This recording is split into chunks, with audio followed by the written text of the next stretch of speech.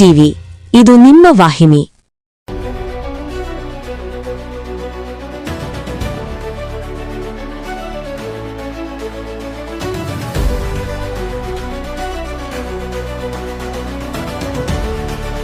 ದಳಪತಿ TV Karnataka news ಚಾನೆಲ್ಗೆ ಸ್ವಾಗತ.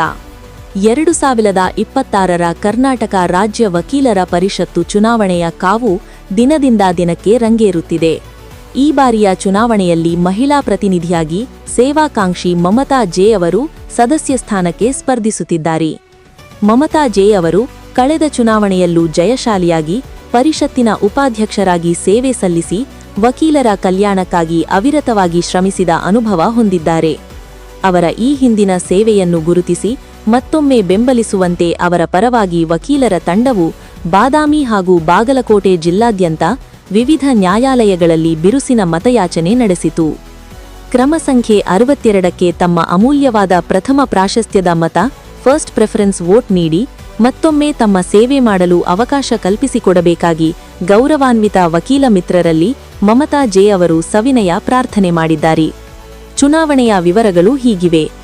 ದಿನಾಂಕ 11/3/2026 ಬುಧವಾರ.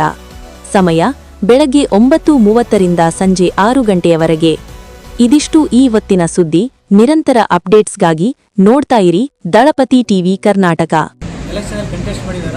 ಮುಂಬರುವ ಮಾರ್ಚ್ 11ರಂದು ಇದೇ ಮಾರ್ಚ್ 11ರಂದೇ ಎಲೆಕ್ಷನ್ ನಡೀತಾ ಇದೆ. ಅದಕ್ಕೋಸ್ಕರ ಪ್ರಚಾರಕ್ಕೋಸ್ಕರ ನಿಮ್ಮ ಬಾದಾಮಿಗೆ ಬಂದಿದ್ದೀವಿ.